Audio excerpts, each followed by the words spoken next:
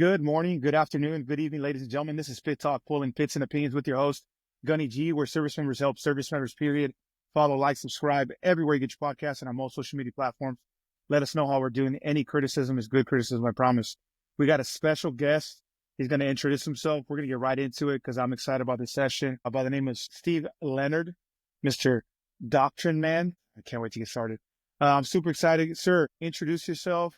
Let them know where you're from, professional bio, so to speak, when you started, when you retired, all that good jazz in between. Give them information so that they know who you are. So make it really simple. You already introduced me. I'm Steve Leonard. I ran the whole Doctrine Man thing for about 16 years. A professional biography. I'm from Northern Idaho, grew up there, joined the Army through Army ROTC at the University of Idaho in 1986, 87 timeframe. Did 28 years in the Army, which was about 24 more years than I planned on.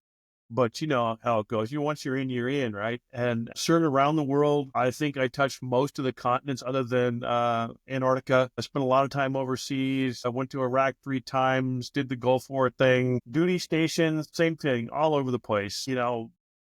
Korea, all over the continental United States. You just go where you go, right? And I had this conversation with somebody the other day who was still serving, a Navy officer, and we were just kind of commiserating. He's hit the 10-year mark, and it hit him that, hey, we move every 2 years. I'm like, yep. You learn to travel light and be flexible, and so that's what it is. And so I grew up as a logistics officer, spent about half my career as a logistics officer, and then transitioned to the strategy side later on in my career, where I could probably have a little bit more influence and impact on the institution and how things worked and how things ran. But I would proudly say that I was raised by NCOs and warrant officers. So when people talk to me, that comes out, and they don't necessarily sound like your average officer when I start to talk, because I say the things that we always say, so that non-commissioned influence and the warrant officer influence is really strong in who I am. I've written about that in the past, that it kind of shapes me in a way that makes me a little bit odd, and drove that sense of humor that you saw. So the whole Doctrine Man thing is an outgrowth of that. It's the kind of, I don't give a shit attitude that I'm going to do what I want to do. I'm going to do what's right by people, and I'll deal with the consequences on my own. And that was always a driving influence that, my first platoon sergeant, I quote that guy 40 years later, all the things that he used to say to me, it's about them, it's not about you. If you're getting your ass chewed once in a while, that's just part of the job, just roll with it. How all that thing shaped who I became, and my attitude and my philosophy on leading. So all of that drives there. And I think that kind of covers the initial parts there. It's I'm like every other person who spent a career in the military. You go everywhere. We moved 16 times in 28 years. You mentioned billets. So, the typical kind of billets: platoon leader, company commander, a lot of time as a field grade staff officer, doing different things, commanding at different levels in different places, and, leading formations, and lots of deployment time, lots of rolling the sleeves up and getting my hands dirty, and loving life as a result. You get a certain attitude in roles, and it's good for us. Absolutely. I'll tell you what, you mentioned, and I'm a weaver, right? I like to weave things back in. We'll go this way, we'll go that way with the conversation. Yeah. You said you do right by people. That is not something that's very favorable in the uniform we wear, period. I think in any branch. I mean, not all branches are the same, but as far as the Army and the Marine Corps, I think if you do right by people, it's not, you're gonna hit some brick walls sometime in your career. Well, yeah. Elaborate on that piece, sir. Right by people, but so the that's walls just, face. That was something that was ingrained in me early on. Having a platoon sergeant that was the right kind of platoon sergeant, had the right ideas about taking care of people and getting to know our people and getting to know our troops on a personal level. So, that I'll go back to that touch point. If you remember the old movie, Heartbreak Ridge, and the fact that Clint Eastwood playing Gunny Highway in that movie, he knew his people. He knew them on a personal level, knew about kids, families, whatever. That was the world that I grew up in, was that it wasn't enough just to have Lance Corporal G's name written down in a green notebook. It was, I got to know everything about you. I got to know where you're from, what matters to you, how to deal with you on a personal level. to lead you correctly. And so that was always driven that you have to be able to do that. You can't be just somebody who keeps it written down on a list and said, oh, Gunny, okay, good. You're here, you're here. No, because everybody's a little different. Everybody's driven, motivated differently. They've got different things going on in their lives. And it helps to know all that to be effective at leading. And that really, that what it comes down to is what we're trusted with as leaders in the military. We're trusted with people's sons and daughters, their brothers, their uncles, their cousins. People trust their blood and treasure with us. So it's important that we take good care of them, at least as the best we can. And the whole idea with selfless service is that you put them before yourself. I mean, that's kind of like what it is. And in the process, yeah, you're going to run into people that don't like that pushback that say, hey, no, I told you I want this done. And you're like, no, I don't think a 24-hour op is a good idea right now because we don't have the people to do it. We're not going to get the work done. I'll work them long, but I won't work them 24 hours, that kind of thing. Oh, well, that's not what I want done. Well, you know what? I'm not going to do that. Then I'll take the ass chewing for it. But I'm going to do the smarter thing, take care of people, get them home with their families, do this or that, put them first, and look out for their well-being. Because when I really need them to show up to bat, if they know I've taken care of them in the past, they're going to show up to bat. If they know that they're going to get screwed every time they turn around, when I really need to lean on them, they ain't going to be there.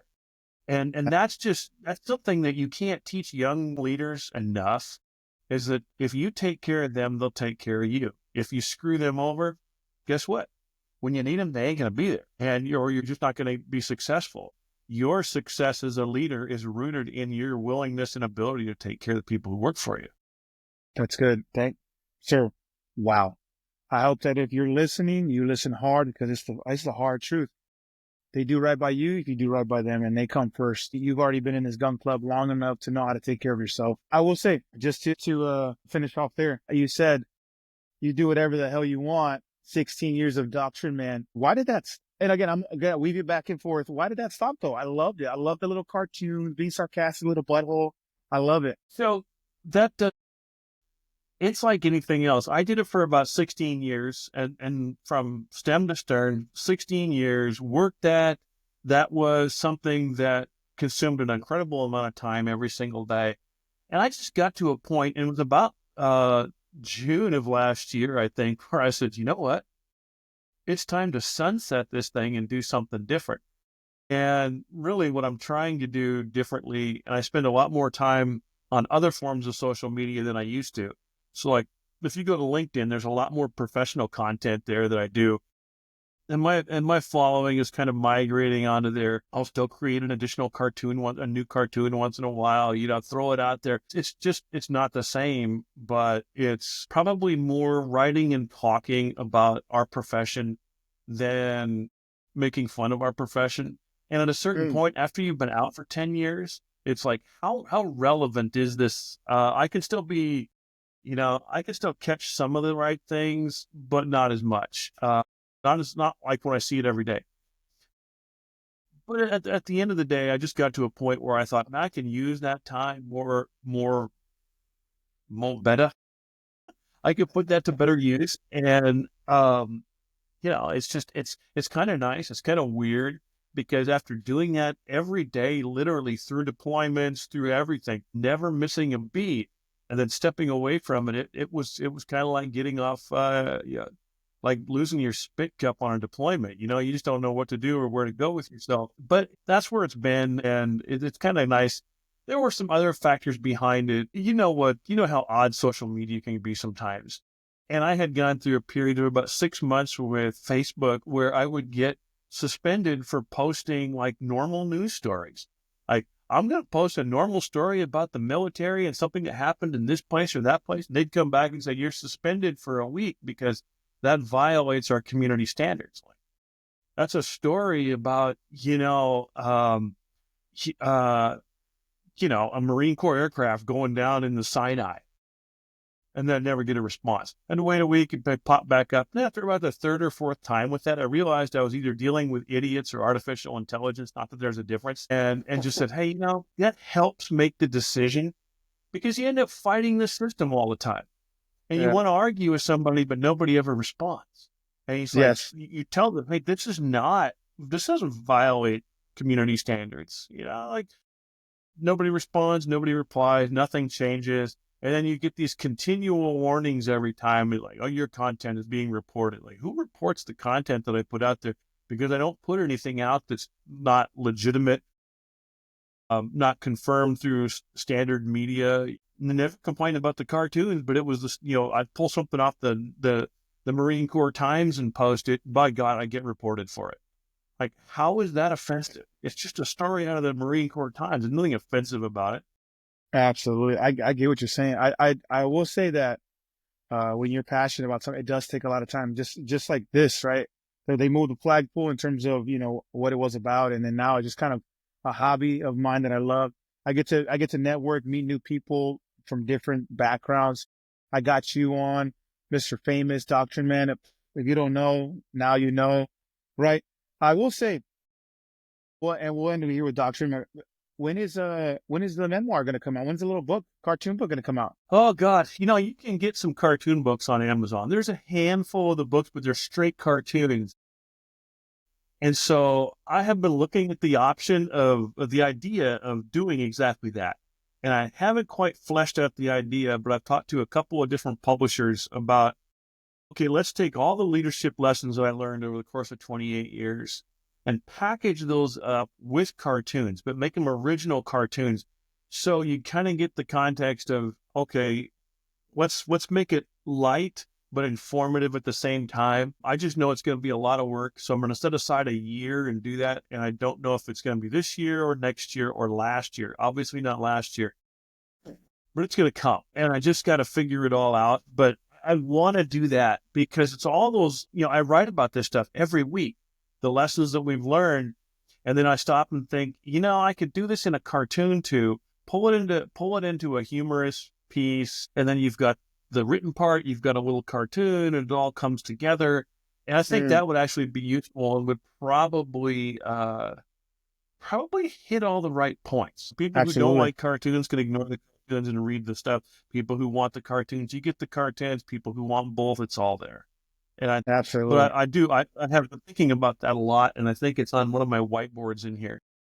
I can't wait. All I know is that I want the first copy outside of family once it comes out. I would Yeah, love the I will first copy. absolutely. Let me know. I'll proudly read it. As I sit here today, I swear I will send you the first copy when I get there. You talk about 20 plus years of service. I always say 20 is a hobby, 30 is a profession, but you talk about being all over the place. Did you always have your family with you? Were there times of separation, obviously during deployments, things like that? Yeah, Obvious, there's obvious, always but times of separation. It's funny that you say this because of the three kids that we have, two of them have made comments since the holidays. We were having a conversation and they said, yeah, but you weren't around that much. And it kind of stings a little bit, but it's the reality of, the more senior you get, really, the less you're around. You're here, you're there, you're TDY, you're somewhere other than home. And my wife actually kept a calendar that she didn't tell me about for a long time. And she kept track of every time I went to the field or a combat training center or deployed or whatever. We hit around the time that I had decided to drop my retirement paperwork. She throws this out. You have been gone for more than 10 years of our marriage. wow, And you think about 10 years away from home. That's a lot. And that's 10 years where you're not at home, you're not at birthdays, you're at the holidays, you're not at big family events, you miss like things. I was in Europe when my father passed away, all the kinds of things that you're just not there for. You're gone, you're somewhere else, you're doing mission. And yeah, so it's funny because that is a topic that we've been discussing a lot lately. That, I think I mentioned like how we had this dog for 12 years and I barely remember her. And it's like, Dad, you were never home. That's probably why I don't remember her dog that well. I was gonna say thank you for lighting up the mood because I'm about to start. Right? How are you dealing with now? Now that you always knew that you were not home. We always know that. But how are you dealing with it now? How does it affect you now? I know you can't do things. You can't take things back. You can't do them over.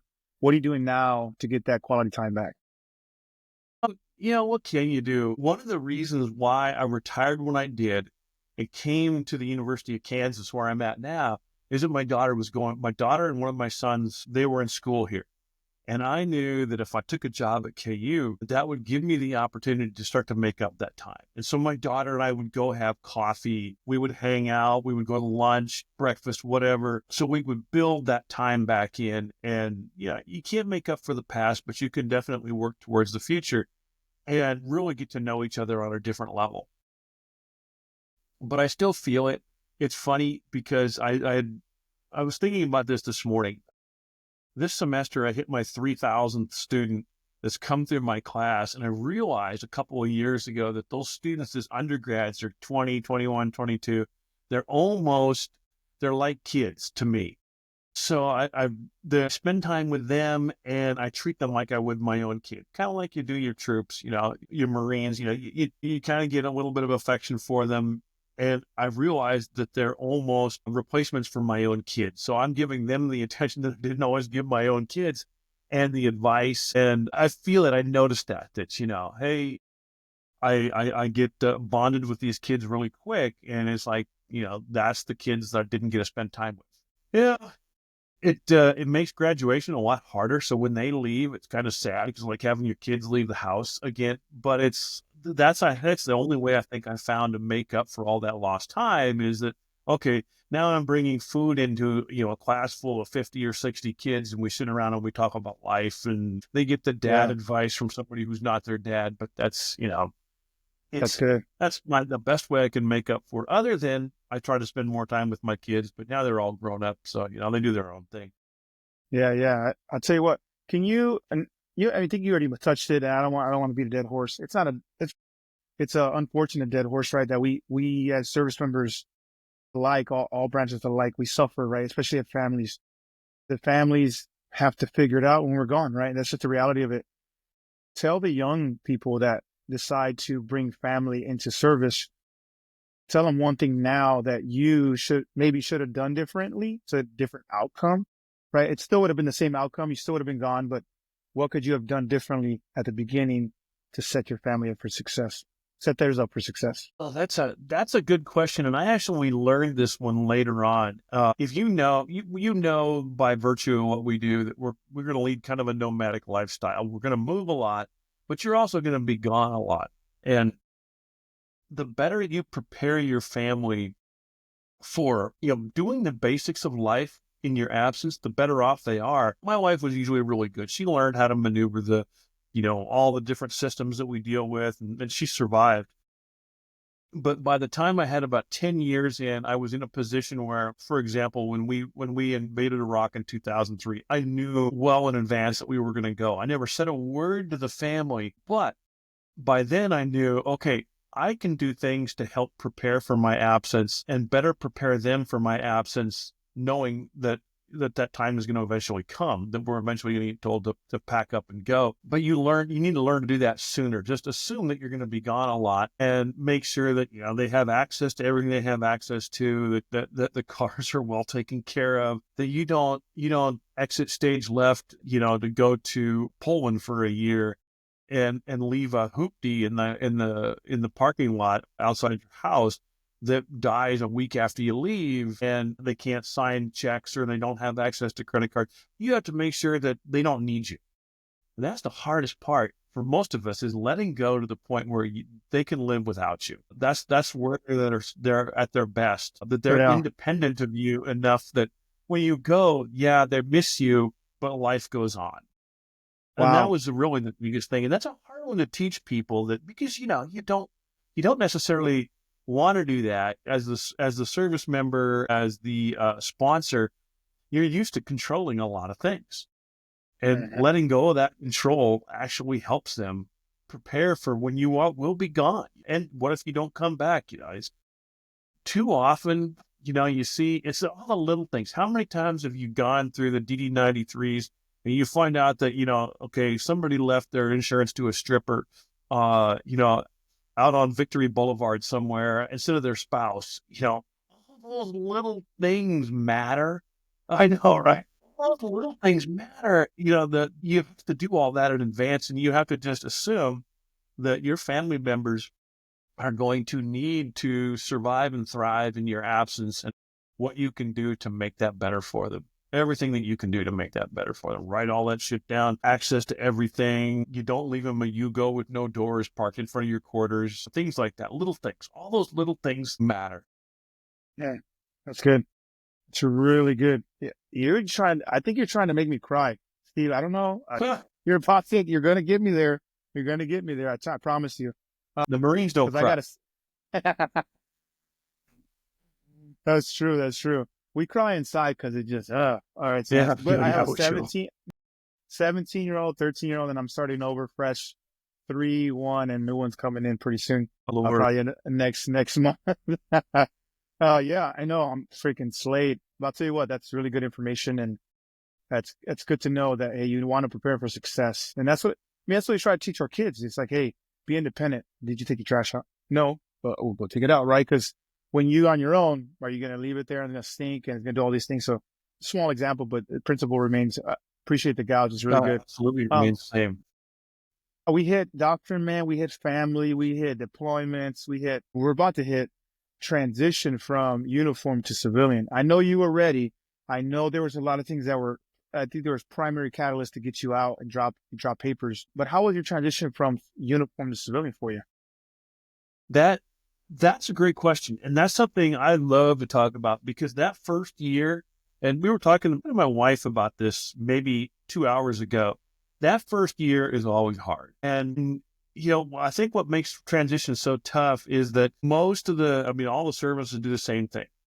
They have a standard design program that's focused on the E4 and below crowd that just kind of churns people out. So the more senior you are, the less relevant that transition experience becomes, which will be scary for you, because when your time comes, you're probably going to get a shitty transition experience. And so what that does is that makes you less prepared for what follows. And then when you hit the ground, the first thing you lose is that sense of team that you have, because you're surrounded by people who all wear the same thing every day, and you've got that sense of team around you. You lose that, and then you lose that sense of purpose, because the mission gives us purpose, and you lose those two things. And that's that first year, you have to find those things again. You have to find your tribe, and you got to find a purpose. And if you don't, then you become really vulnerable to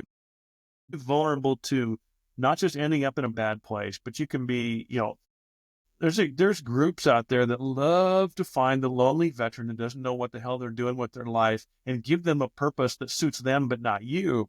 Sadly, you saw some of those people on January 6th, 4 years ago. Some of the people that stormed the Capitol, you were like, that's just some poor bastard that got out of the Air Force or got out of the Army, didn't know what they were doing. And somebody said, hey, let's go to Capitol, let's go do this. And they did. And then they find themselves, now they're pardoned, but, found themselves in a world of hurt for the next 4 years. Making transition work means that the best way to do that, and I've told this to a lot of people, is you find somebody who's transitioned in the last 5 years, you go take them for lunch, a cup of coffee, whatever, you go hang out, and then you pick their brain.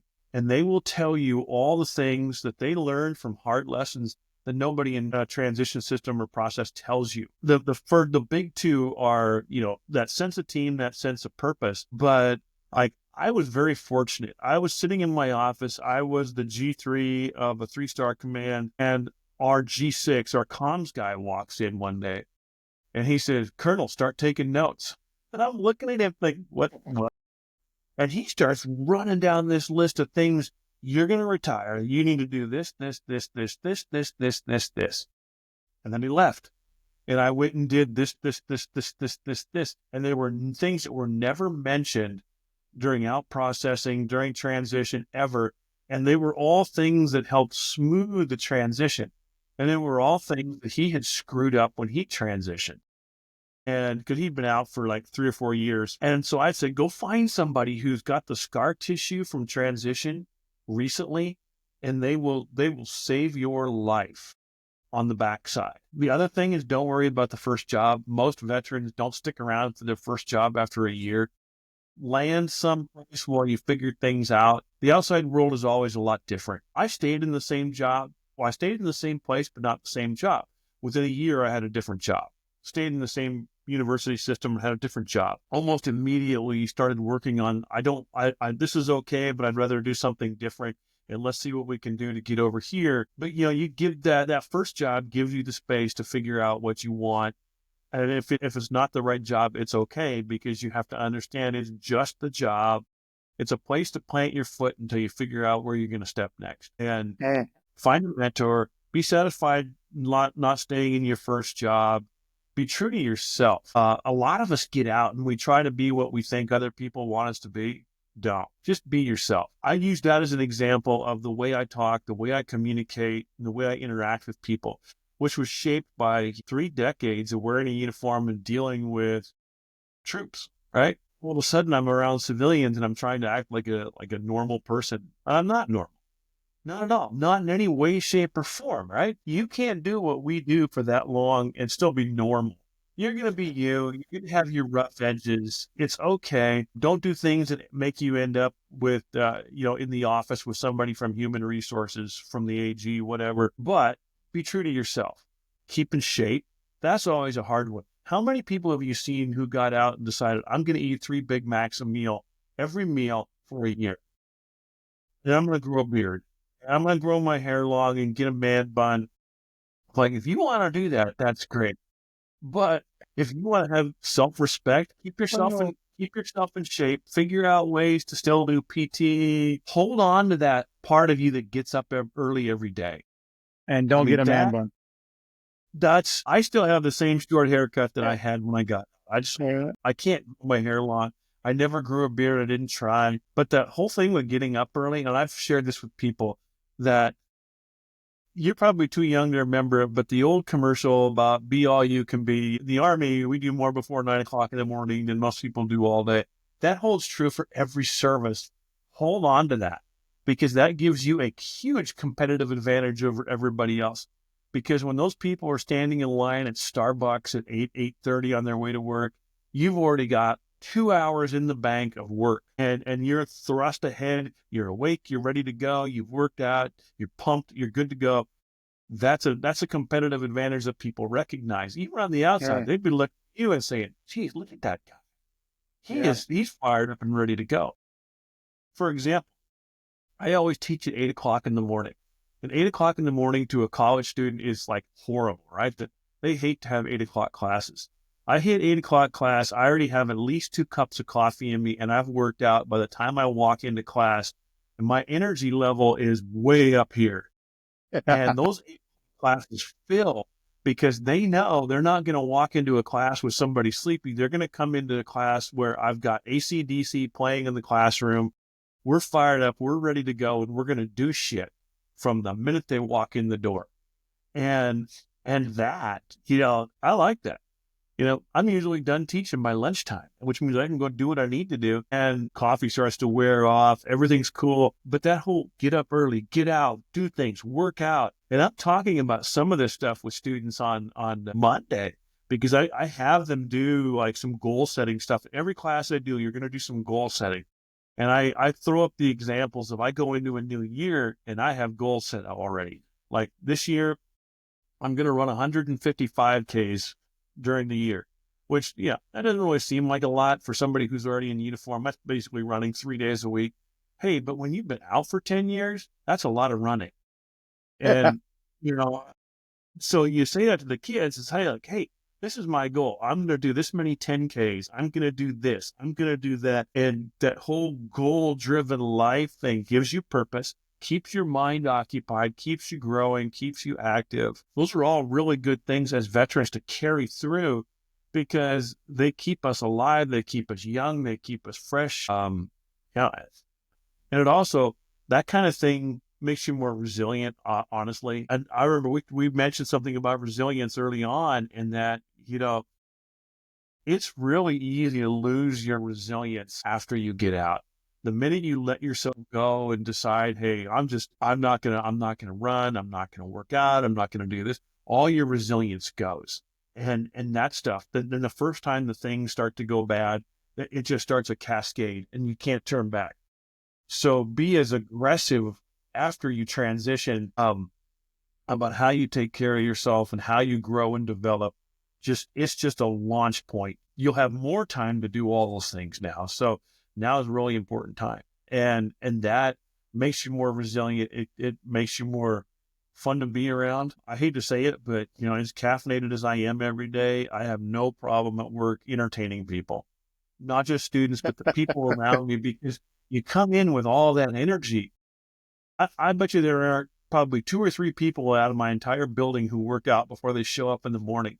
But that makes a huge difference. You're used to it because we all do it, right? But when you're in an environment where people don't do it and you hold on to that, that just makes life so much better. Absolutely. Well, yeah, that's that whole piece that drives resilience. And by doing so and being fit and active and alive, when shit goes wrong, which it inevitably does, it's a lot easier to deal with it. Absolutely. Yeah, and there was, You, and now you're going to get me going, because I read an article the other day and posted about LinkedIn with the whole Nishki thing where it says, what doesn't kill you makes you stronger.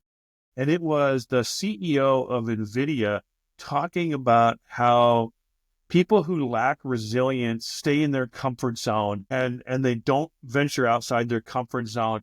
And he said, those people need to go out and find out what it's like to fail and lose and experience that. That's the only way you're going to develop resilience. The reason why these people aren't resilient is because they don't push themselves. They don't get outside their comfort zone. They don't do the kinds of things that we did every day. I mean, those kids, those people couldn't even comprehend what it's like to go into a combat zone. And what's it like to have people that want to shoot at you? It's like, it's another day at the races. It's nothing. You know it, you don't think about it, but in a way it's there, and it drives your resilience because you're aware of that. What's it like to move all the time? What's it like to la, la, la, la, la? It's like, I don't know, but it makes you resilient. And you don't let go of that when you transition, or you'll lose it. You continue to push yourself in those ways that force you to deal with adversity and keep you alive and well. That's good. I'll tell you what, Steve. Sure. No. It's good. This is good. I love the more senior you get, and it's it's relative, because the more senior you get in service, the more senior you get in time and experience, the more wealth of knowledge you have, the more you want to share. And I appreciate it, because that's all we want to do as senior enlisted or senior officers, is we want to share our good and bad and the ugly, so that you don't do it. But sometimes young people don't, and they just want it, whatever. Anyways, long story short, they don't even listen anyways. But we got a couple more things. We got a couple more things. You said your wife talked about the calendar. I heard the other day, I was talking to another gentleman who retired from the Navy. He said, write things down. And I go, why? Because you're going to do this, and what we're doing now, we're reminiscing, but the ones that need true reminiscing are your children, the ones that don't know what you do, the ones that miss everything from you. And it really hit home. Like, damn, that's like, do you just want my professional bio, or what's going on? Like, more in detail, but it's good. Like, your wife write those things down, let you know what it really was. But yeah, write things down for those that are listening. You also said the more senior you get, the less relevant your transition is. That's pretty deep. That's pretty deep. I don't know how many. You did say that the community that's important is probably E4 and below, and that's pretty factual, because that's the ones. Yeah. So be responsible, be an adult, and take ownership of your transition. I'll tell you what, you did that in the first year, so it seems like you're doing well. You're an epitome of transition. You look well and young. I'm not young, but yeah, it's interesting though. Talking about the whole, and I should probably expand on that whole piece about the transition experience, because as the more senior you are, in terms of whether you're a non-commissioned officer or a commissioned officer, you have access to senior transition programs. Sometimes, not all services do, but it's worth finding those, because the standard transition is geared toward largest amount of our population. Yes, which is the E4 and below crowd that are do a tour and they get out.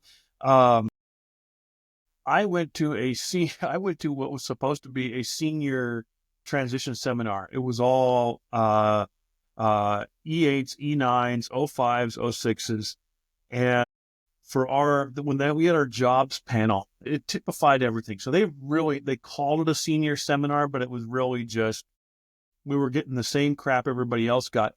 And for our jobs panel, they brought in a local sheriff who was looking to hire deputies and a guy who ran a local truck driving company who needed drivers. And it was the truck driving company guy who about halfway into it said, I don't know why I'm here. It's like, you guys are not going to come and work for me. You're all too old. You're all too senior. I'm not sure why they even brought me here. And that exemplified everything that, A for initiative, F for effort. I mean, come on, really? Because That's crazy. it's not that I have an issue with driving a truck. It's just like, you brought people. The sheriff's office is not going to hire a 52-year-old colonel or a 50-year-old colonel to go be a deputy. If they do, then I'm not sure I want to be in that department. The same thing. You don't want some old guy out driving or some old woman out driving trucks for you. It just doesn't make sense. And it's a waste of resources. It's a waste of our expertise. But so when you go to that transition experience, that's what makes a mentor so useful, because they tell you stuff that, they hook you up with the right people. They line you up with the right ideas, and they help you make smarter decisions as you go through that process. Sorry, Sure. I had to go back to that one. No, it's good. That's actually good gouge. It's good for those senior folks. They're senior enlisted officer, transitioning, mentor. There's never a time in your life where you're not learning. So that's really good. It's good gouge. Sir, you got about 30 seconds to a minute left. One last save round. Anything on your mind, you can hit it. The floor is yours. And after that, we're going to close. But I appreciate your time. Thank you for your service. Go ahead. Yeah, we had said something when we were going back and forth about suicide prevention and what we can do with that. And that's always such a hard subject. And that gets back to knowing your people, understanding your people, staying in touch with your people. You can't always stop that from happening. I wish we could. I wish there was a one-size-fits-all solution for people who take their own lives, but there isn't. And all you can do is do the best that you can and look out for each other and stay in contact with each other. And hopefully that when those people need help, that you've given them the resources and the resources and the wherewithal where they know it's okay to reach out and talk to you. And even since I've retired, I've dealt with people who were suicidal. I've been on the phone with people in the middle of the night, like we all will anyway. That's a tough one. And there isn't a solution that fits everybody. So it's got to be flexible. All we can do is the best we can do and hope that we can save some people, and that people want to be saved along the way. They want to be given an opportunity to find their lives again. That's tough. But that means that the taking care of one another doesn't stop when you take the uniform off. It continues. It never ends. And all you can do is make yourself available, give your phone number out, let people know they can reach out to you. And that's the best you can do, I think. I appreciate that. That's good. Because 2 days ago, my buddy, I guess it was 1 year anniversary, I guess you could say. But, I'd tell you what, you said be available, you leave your phone number out there. At the end of the day, though, we got to realize that the choice is not always ours. The choice is always theirs and yours, whoever takes that 30-inch step, and know that just like we tell young Marines and young service members now, hey, the choice is yours, but just know that every action has a reaction. And for those struggling with, and that was personal to me because he was my buddy, his family, his best friend. Everything's fixable.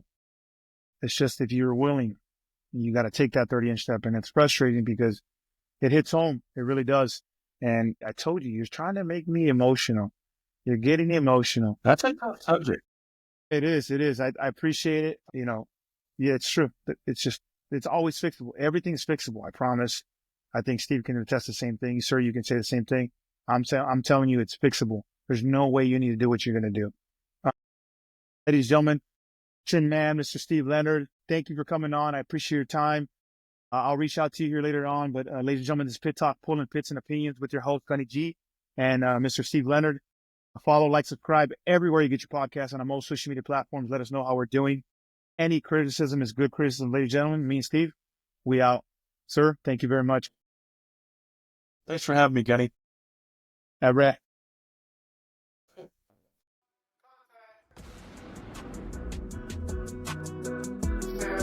Stand by, contact. Cease fire. Stand by, contact. Cease fire. Stand